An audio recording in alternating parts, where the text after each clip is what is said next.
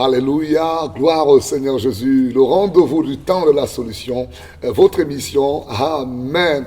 Peuple de Dieu, nous sommes joyeux et vous qui nous écoutez pour la première fois, c'est pour moi un privilège et à toute l'équipe ici que vous puissiez nous ouvrir vos maisons et nous écouter quotidiennement aujourd'hui. C'est encore une grande joie pour nous de vous parler de comment le Seigneur est merveilleux. Waouh! Comme je le dis toujours, ce qu'il a fait pour moi, il peut le faire pour vous également.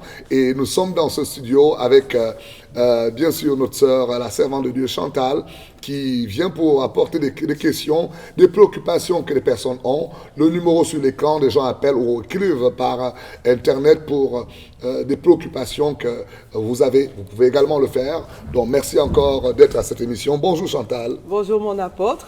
Quelle joie que vous soyez dans cette émission et nous sommes heureux de vous recevoir. Vraiment, c'est un privilège de pouvoir me tenir là dans cette émission, le temps de la solution, pour pouvoir apporter quelques éclaircissements sur les sujets qui préoccupent les internautes. Formidable. Alors, peuple de Dieu, nous allons répondre à vos questions et nous allons nous donner tous les moyens nécessaires de répondre au travers de la parole de Dieu. Vous savez, la Bible est ce qui régit tout ce que nous allons dire. Nous voulons rester dans le cadre de la parole et bien entendu, je voudrais avoir un peu la première préoccupation que les personnes ont. Oui, Chantal, nous vous écoutons. Oui, mon apôtre. Donc, je vais revenir dans le texte biblique qui est dans Luc 4, verset 18.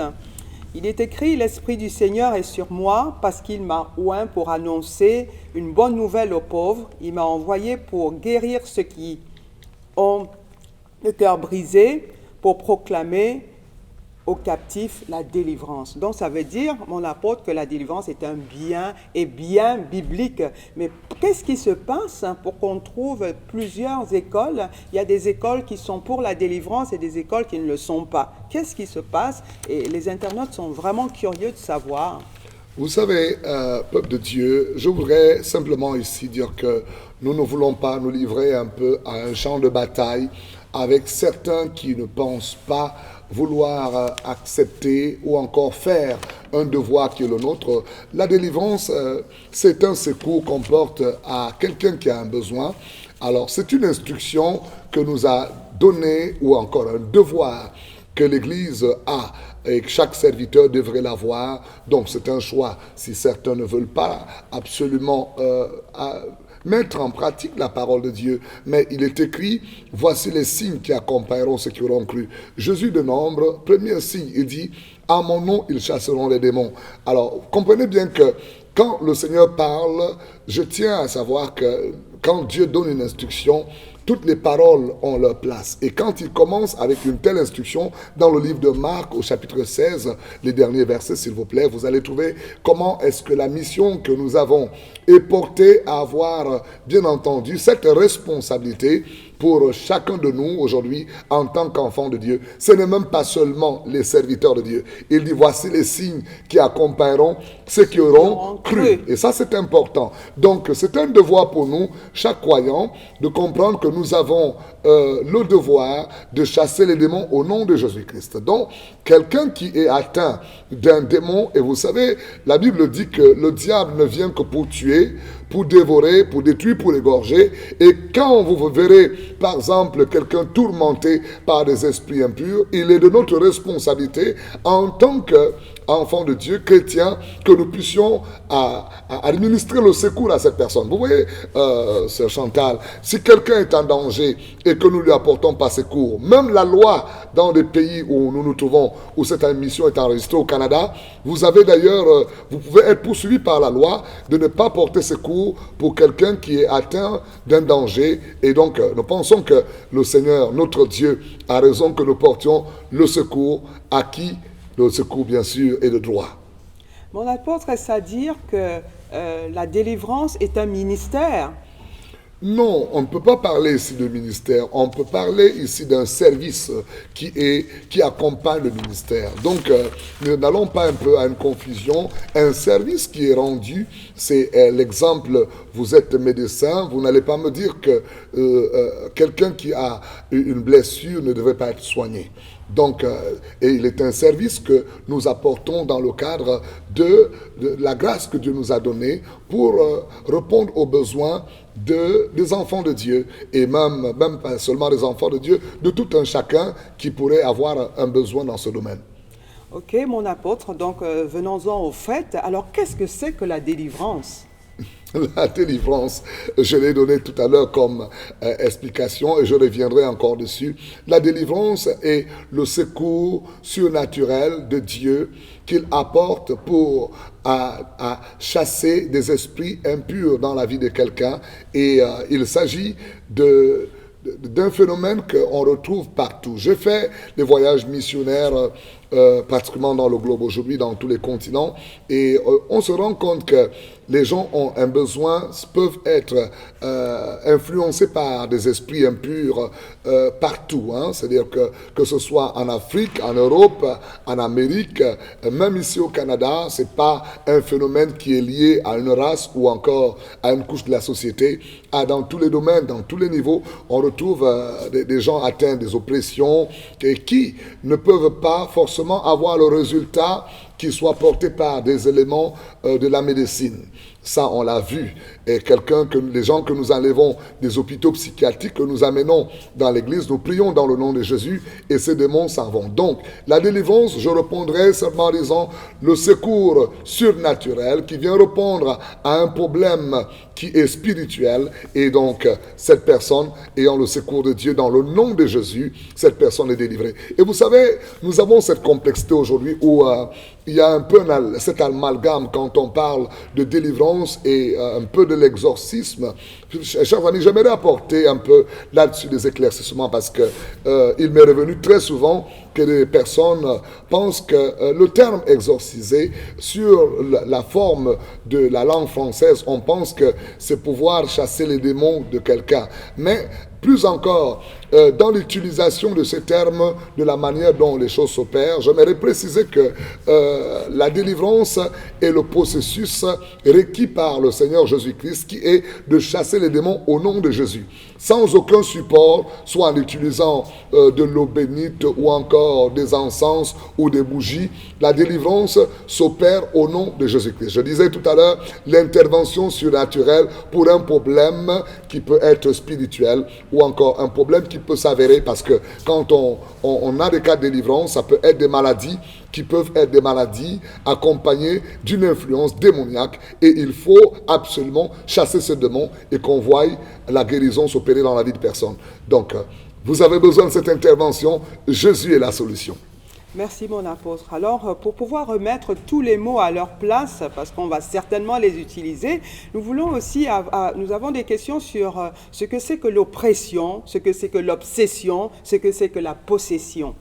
Bon, ce sont des termes qu'on pourrait expliquer et qui peuvent s'avérer aussi un peu dans la manière dont un problème se poserait dans la vie de quelqu'un. On pourrait parler d'oppression, on pourrait parler d'obsession, donc je situe un peu pour des explications aussi simples dont tout le monde pourrait avoir une compréhension. Vous savez, quand on parlera de possession par exemple, c'est l'occupation totale de la vie de quelqu'un, ou quand vous êtes possédé d'un démon, vous n'avez pas le contrôle ni de vos pensées, ni de vos mouvements, ni encore de votre réaction par rapport à un phénomène. Là, vous êtes totalement commandé par des esprits impurs. Ça peut arriver qu'on retrouve des personnes, et ça c'est dans le cas de figure très souvent des personnes qui ne sont pas chrétiennes. On retrouve que ces personnes sont complètement possédées par un esprit impur. Mais dans le cas de figure où on rencontre des chrétiens, elles peuvent être habitées par un démon. Et être habitées par un démon, c'est-à-dire qu'à un moment, le démon peut prendre surface dans la vie de ces personnes et influencer la vie de ces personnes, mais ne pouvant pas contrôler la totalité de la vie de ces personnes. C'est pourquoi vous allez retrouver des personnes, à un moment, si elles sont habitées par un démon, elles peuvent réagir d'une certaine manière, mais à un moment, elles retrouvent leur sens de logique. Mais quand quelqu'un est complètement possédé, il ne contrôle ni ses sens, ni sa réflexion, et est complètement piloté par la mouvance démoniaque. Et on a par exemple, vous avez parlé d'oppression démoniaque. Je vais vous donner un exemple qui arrive très souvent à des personnes.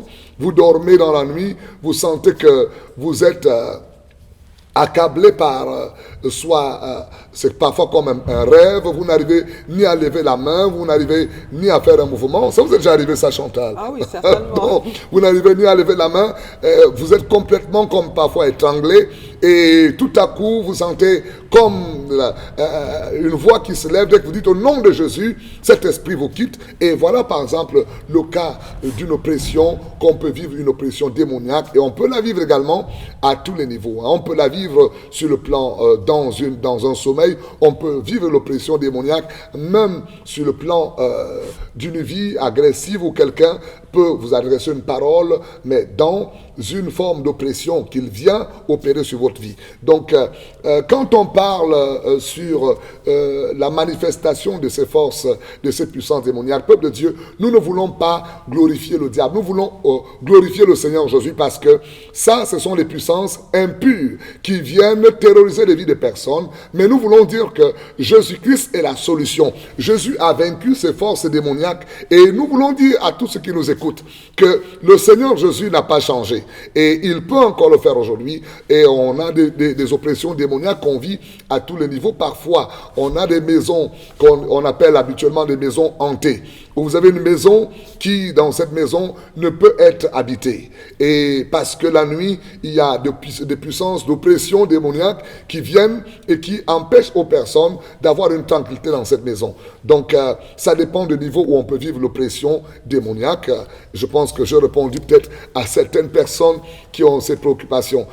Quelqu'un m'a posé cette question: est-ce qu'un chrétien peut être possédé? Exactement. J'allais en venir parce que justement dans 1 Jean 3, 9, il est écrit que quiconque est né de Dieu ne pratique pas le péché. Donc en principe, cette personne ne devrait pas vivre des oppressions ou des possessions. Mais comment ça se fait qu'un chrétien puisse avoir ce type d'ennui? Voilà, je vais expliquer rapidement. Vous savez, les puissances ténébreuses, les démons par exemple, ce sont les anges déchus. Il faut savoir qu'ils sont là parce qu'ils ont quitté le ciel et sont venus sur la terre. Ce n'est pas leur habitation. Ce sont des personnalités, mais sans corps, et qui ne sont pas omniprésents, et qui voyagent. Donc ils peuvent se retrouver dans un certain milieu ou dans certains endroits. Et qu'est-ce qui leur donne la possibilité d'entrer dans un corps? Il y a quelques petits... la Bible répond à ça. Les démons peuvent entrer dans un corps au travers d'une porte qu'on appelle le péché. Et c'est pourquoi Jésus-Christ, vous allez voir, quand le Seigneur parle dans le livre de Matthieu, au chapitre 12, j'aimerais vous apporter cette lecture avant qu'on ne continue rapidement, s'il vous plaît. Venez avec moi dans Matthieu, au chapitre 12. Je voudrais trouver un passage rapidement, à partir du verset, je pense, 43. Là où l'esprit impur est chassé, et la Bible dit ceci: il va et ne trouve pas de repos. Je vais trouver le texte rapidement pour vous. Merci, Seigneur.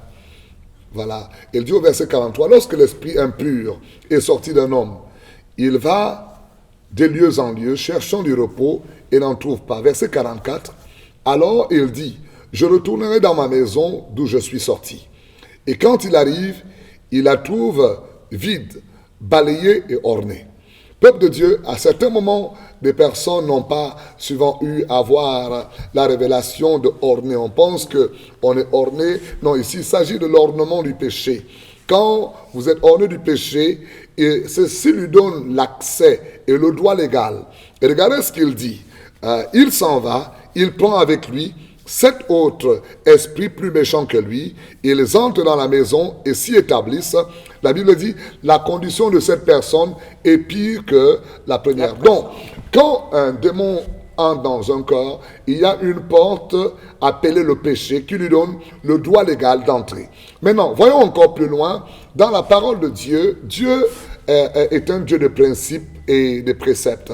Dieu, dans ses principes, il dit dans la parole, dans Exode au chapitre 20, Dieu pose ici une problématique assez importante. Il dit ceci, il dit, je reprendrai au verset 5, Exode 20, verset 5, c'est ce que je dis, n'est-ce pas?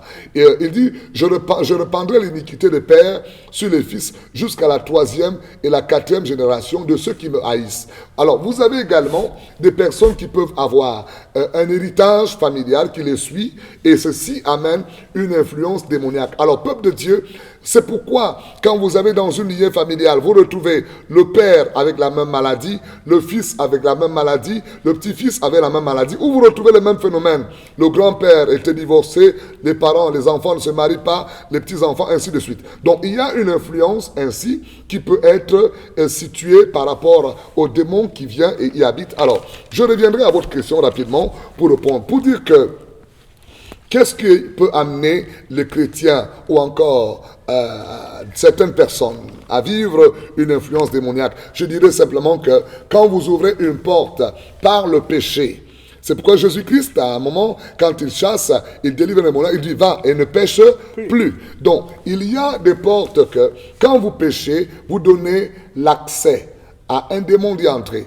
C'est pas que toutefois quand vous péchez, ils vont y entrer. Mais s'ils sont là, c'est une porte que vous avez ouverte et ils peuvent entrer et s'y établir. Donc, nous disons, c'est pourquoi en tant qu'enfants de Dieu, chers amis, notre Dieu est saint et il nous appelle à une vie de sainteté.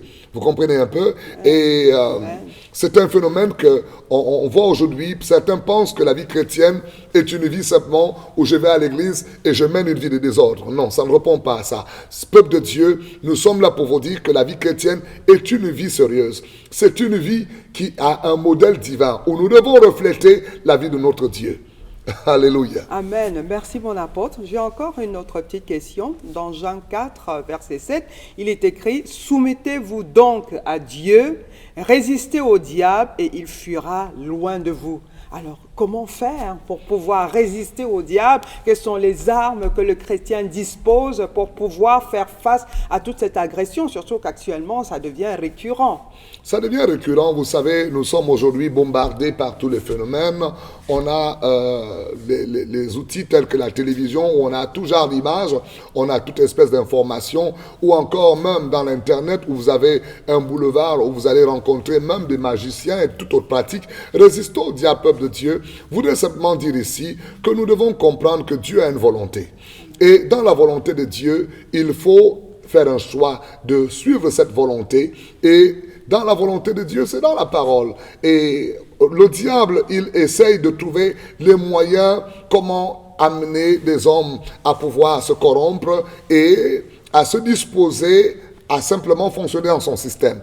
Mais nous avons avec nous un choix à faire. Dieu dit dans sa parole, je mets devant toi la vie et la mort. Et il te conseille, choisis la vie et tu vivras, toi et toute ta descendance. Donc, peuple de Dieu, le diable est réel. Et écoutez, notre Dieu est plus réel encore. Parce que c'est lui qui a créé le diable. Et vous pouvez faire un choix de suivre la volonté de Dieu et de résister au diable en ne pas marcher dans la conformité des choses que lui, il aime. Mais plutôt se conformer à la volonté de Dieu. Vous comprenez? Amen. Et ça, c'est un choix. Vous savez, Dieu a créé l'homme. C'est quand même extraordinaire que vous êtes un être extraordinaire et admirable et merveilleux que Dieu a créé. Et Dieu vous a donné une volonté et un choix à faire. Et là-dessus, Dieu vous laisse faire le choix. On peut faire le choix d'obéir à Dieu et de marcher dans la conformité de la volonté de Dieu. Et au travers de ça, quand Dieu, vous marchez dans sa volonté, Dieu est avec vous. Imaginez-vous un peu, Dieu dit dans sa parole, s'il est avec nous, qui sera contre nous? Alors, peuple de Dieu, je pense que de manière aussi simple, il y a des armes spirituelles que nous allons nous équiper à voir. Mais une arme importante, c'est d'avoir Dieu avec moi. Amen. Comment je peux avoir l'approbation de Dieu? C'est de marcher selon les règles de Dieu. Amen, amen. Merci encore mon apôtre pour tous ces éclaircissements. Je viens à cette question, mais comment ça se fait-il que les gens apparentent souvent les attaques qu'ils ont à des personnes? Est-ce que c'est biblique de pouvoir faire face à quelqu'un de physique? Non, vous voyez, c'est le manque de connaissances. Peuple de Dieu, je tiens à vous le dire encore, chers téléspectateurs, que nous n'avons pas à lutter contre la chair et le sang. La Bible nous le dit dans le livre d'Éphésiens, au chapitre 6. Nous n'avons pas à lutter contre la chair et le sang. Peuple de Dieu, nous avons à lutter contre, je résume simplement, le diable. Et il est situé, il a les principautés, il a les dominations, il a les autorités, il a les puissances qui exercent dans les lieux célestes. Peuple de Dieu, c'est avec ces puissances, ces démons que nous avons à combattre. Et quand vous allez voir, l'exemple est là. Jésus donne l'exemple le plus récurrent, l'exemple qui doit nous aider. Jésus marche et Pierre est en train d'accomplir une mission contraire à la volonté de Dieu. C'est bien Pierre en face de Jésus. Et c'est le même Pierre qui venait, quelques versets bibliques seulement, d'avoir la révélation que Jésus est le Christ, le Fils de Dieu. Quelques versets après, Pierre s'oppose à Jésus parce que Jésus doit aller mourir à Jérusalem. Et écoutez bien, Jésus-Christ est en face de Pierre. Et Jésus-Christ est résisté par l'homme qu'il a en face, il voit Pierre. Mais écoutez, Jésus dit à Pierre, arrière de moi, Satan. Jésus n'a pas dit Pierre, arrière de moi. Parce que, peuple de Dieu, notre ennemi, c'est le diable. C'est pas votre oncle. Quand vous avez, par exemple, des phénomènes, on le connaît, des phénomènes de sorcellerie et de tout genre d'envoûtement qu'on revoit parfois, des phénomènes qu'on retrouve dans certains milieux. Non, notre ennemi, c'est le diable. C'est pas mon oncle. Et quand vous avez même un oncle ou quelqu'un dans la famille qui est pris dans l'assaut de la sorcellerie, nous, chrétiens, notre devoir, c'est de prier pour cette personne afin que la main de Dieu puisse aider notre oncle à s'en sortir. Lui aussi a besoin de délivrance. Vous comprenez? Parce que on a parfois cette erreur où dans des doctrines mal enseignées, où on nous apprend à haïr notre frère. Si vous avez la haine contre votre frère, vous êtes vous-même, vous marchez dans les ténèbres. Nous, en tant qu'enfants de Dieu, nous devons aimer même nos ennemis. Vous comprenez? Et ça, nous le disons haut et fort, que la délivrance, peuple de Dieu, nous n'avons pas à lutter contre la chair et le sang. Merci mon apôtre. Alors je viendrai à pratiquement la dernière question. Est-ce que les personnes peuvent vous appeler pour vous rencontrer de manière à traiter de ce type de problème? Vous savez, nous sommes ouverts et nous sommes ouverts à des multiples séminaires que nous tenons. Nous croyons que Dieu aujourd'hui est souverain. La puissance de Dieu agit encore. Et notre Dieu, le Dieu que nous servons, il est le même hier, aujourd'hui, éternellement. Dieu continue à agir. Et peuple de Dieu, j'aimerais vous donner un texte parce que quand vous verrez certaines choses se passer, vous devez comprendre que le doigt de Dieu est là. La délivrance, c'est déjà la manifestation réelle et palpable de l'amour de Dieu et du royaume de Dieu manifeste parmi les hommes. J'aimerais avec vous, venez avec moi dans un texte que nous allons lire dans le livre de Luc au chapitre 11. Vous savez, il s'agit ici de Jésus-Christ qui chasse un démon et puis des hommes se mettent un peu à pouvoir contrarier ce que Jésus vient de faire. Et Jésus explique quelque chose d'important. Il dit au verset 20, Luc au chapitre 11, verset 20, il dit, mais si c'est par le doigt de Dieu que je chasse les démons, le royaume de Dieu est donc venu vers vous. Peuple de Dieu, comment voir que le royaume de Dieu est au milieu de nous et qu'il se manifeste de manière potentielle et de manière réelle? C'est quand nous voyons le doigt de Dieu. Quand vous voyez la délivrance, chasser des esprits impurs au nom de Jésus-Christ, c'est le doigt de Dieu, c'est la main de Dieu, c'est la manifestation que le royaume de Dieu est parmi nous. Alors, peuple de Dieu, nous sommes à votre disposition pour vous dire que le Seigneur n'a pas changé. Et comme je l'ai dit tantôt, nous avons vu la main de Dieu opérer dans toutes les nations où nous sommes allés. Nous avons vu Dieu guérir, Dieu délivrer de tous les phénomènes. Et je crois qu'aujourd'hui, vous qui nous écoutez, nous voulons vous dire que Jésus-Christ est la solution. C'est Jésus-Christ qui nous a apporté cette délivrance merveilleuse que nous pouvons expérimenter. Une vie chrétienne joyeuse, une vie chrétienne victorieuse, une vie chrétienne dans laquelle nous savourons véritablement le royaume de Dieu. Alléluia. Chers amis, car le royaume de Dieu, c'est quoi? Le royaume de Dieu, c'est la justice, c'est la joie, c'est la paix. Alléluia. Amen. Par le Saint-Esprit. Et peuple de Dieu, vous voyez bien, quand un esprit impur vient vous habiter, C'est une injustice. Il occupe de manière illégale votre corps. C'est un occupant illégal. J'appelle cela une injustice. Donc le royaume de Dieu vient accomplir quoi? La justice de Dieu. Amen. C'est pourquoi, peuple de Dieu, quand les démons ne sont pas chassés, je dis non. Le royaume de Dieu est en train d'être refusé de se manifester dans la vie de quelqu'un. Ne refusez pas à un homme d'expérimenter le royaume de Dieu, la manifestation du doigt de Dieu dans la vie de quelqu'un. Écoutez, chers amis, le royaume de Dieu, c'est la joie, c'est la paix. Par le Saint-Esprit. Peuple de Dieu, vous ne pouvez pas vivre la joie quand vous êtes tourmenté. Nous avons dans la Bible des expériences où des démons jetaient des personnes dans le feu, dans de l'eau. Il veut vous tuer. Le diable ne vient que pour tuer, pour égorger, pour détruire. Et je vous le dis, chers amis, si vous avez quel que soit des tourments démoniaques, Jésus-Christ est la solution. Il peut aujourd'hui le faire dans votre vie. C'est la raison pour laquelle cette émission est la vôtre. Nous vous disons, Jésus-Christ est le chemin, la vérité et la vie. Mon cher ami, je me souviens d'une histoire dans la Bible. Allons ensemble, si vous avez votre Bible, dans le livre de Marc. Marc au chapitre 7. Il y a une histoire assez merveilleuse d'une femme. Cette femme est syrophénicienne. Écoutez bien, cette histoire m'a toujours émerveillé quand je lis la Bible. Allons au verset 25. Marc chapitre 7. Allons-y, je vais le trouver rapidement. Gloire au Seigneur Jésus. Jésus-Christ est en train de passer et voici, on lui a amené une femme va venir vers lui. Cette femme est grecque syrophénicienne. Ce sont des voisins aux Juifs, mais peuple de Dieu, par rapport à la situation géographique de cette femme, ce n'était pas le temps qu'elle puisse bénéficier d'une délivrance quelconque. Et regardez le texte, la Bible dit ceci. Une femme dont la fille était possédée d'un esprit impur a entendu parler de lui et vint se jeter à ses pieds. Ici, il s'agit d'une femme qui ne pouvait ni contrôler son corps et c'était terrible. Et la mère de cet enfant va venir. Elle dit, cette femme était grecque syrophénicienne d'origine. Elle pria Jésus de chasser le démon de sa fille. Peuple de Dieu, écoutez bien cette réaction. Jésus lui dit, laisse d'abord les enfants se rassasier. Car il n'est pas bien de prendre le pain des enfants et de le jeter aux petits chiens. Donc, peuple de Dieu, même le Seigneur ici nous montre que la délivrance est d'abord pour qui?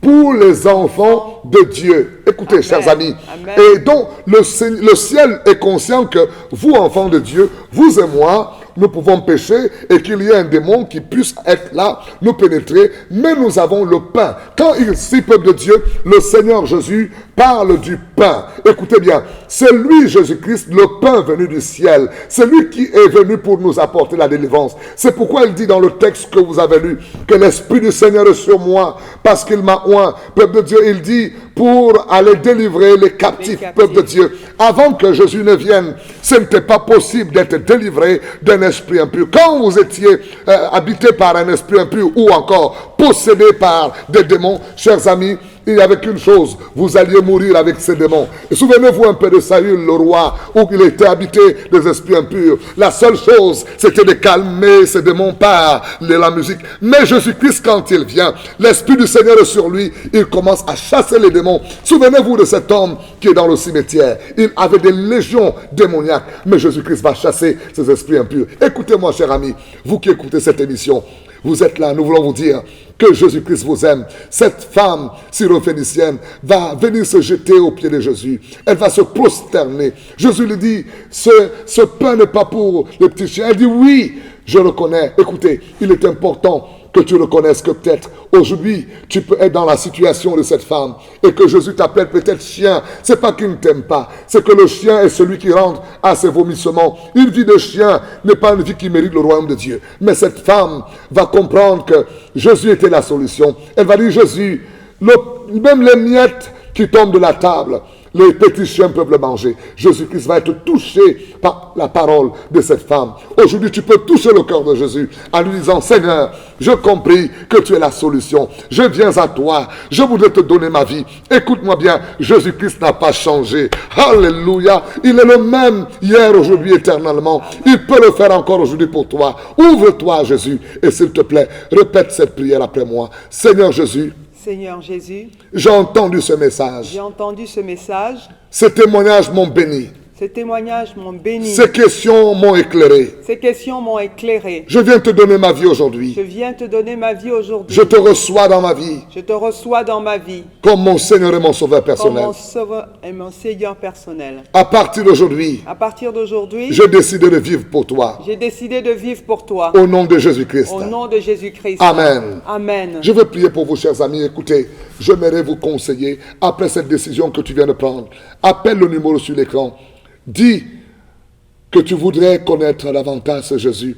Nous voulons t'aider. Nous avons des équipements à t'envoyer. Nous avons du matériel à te donner. S'il te plaît, nous voulons te servir. C'est pour nous une grande joie d'être à ce rendez-vous et de dire à un homme, Jésus-Christ est le même. Oui, c'est Jésus que tu as reçu. Garde-le. Va surtout dans une église. Va et commence à servir ce Dieu auprès d'un homme de Dieu. Et dis-lui, j'ai reçu Jésus et je voudrais le suivre tous les jours de ma vie. Écoutez, nous allons prier également pour vous. Vous qui avez des problèmes démoniaque quelconque. Et je crois que c'est un travail qui commence. Allez voir peut-être un pasteur après ce moment de prière et dites à ce pasteur, je voudrais davantage continuer un travail dans lequel Dieu a commencé à œuvrer dans ma vie. Et nous serons heureux de vous accueillir et de vous conseiller des églises dans le monde entier où des hommes de Dieu vous attendent et peuvent vous aider. Alors, peuple de Dieu, nous allons prier pour vous. Éternel Dieu de gloire, dans le puissant et glorieux nom de Jésus, Seigneur, toi qui permets que cet homme, cette femme nous suivent au travers de cette émission, nous demandons ton intervention surnaturelle. Toi, le Dieu qui nous donne ce ministère de pouvoir porter secours à un homme, à une femme, au travers du nom de Jésus. Seigneur, ce nom que tu as souverainement élevé, au nom de Jésus, tu as dit, le nom de Jésus est élevé dans les cieux, sur la terre, et que par ce nom, tout genou fléchira. Nous déclarons au nom de Jésus que les démons soient chassés, quelle que soit l'influence démoniaque, d'oppression, de possession que vivait cet homme, cette femme. Nous le déclarons en ce moment que tu sois libéré au nom de Jésus-Christ, que la main de Dieu soit posée sur toi. Merci, notre Père et notre Dieu, pour l'intervention divine que tu as accomplie dans la vie de cet homme et cette femme. Recevez vos délivrances au nom de Jésus. Amen. Écoutez, chers amis, appelez-nous au numéro sur l'écran et visitez-nous à réveildesnations.com, www.réveildesnations.com, et nous serons heureux de pouvoir, bien entendu, répondre encore à vos questions. Écrivez-nous et, bien entendu, appelez-nous à ce numéro sur l'écran. On va vous répondre certainement. Je vais prier pour vous. Si je ne suis pas là, on a toute une équipe formidable, des hommes et des femmes de Dieu qui vont prier pour vous. Alors, merci encore Chantal pour toutes les questions que nous avons répondues. J'espère que vous êtes satisfaits. Si vous n'êtes pas satisfaits, nous sommes encore ouverts à pouvoir continuer le débat. Alors, merci Chantal d'avoir été là. Merci mon apôtre et merci aux internautes d'avoir utilisé ma bouche pour poser ces questions et pour avoir assez d'éclaircissements. Et je pense que vous êtes bénis. Et pour ce qui concerne l'apôtre Paul, il peut vous recevoir les mardis et les jeudis à partir de 14h jusqu'à 19h. Merci. Que Dieu vous bénisse. C'était le temps de la solution. Soyez bénis. Amen.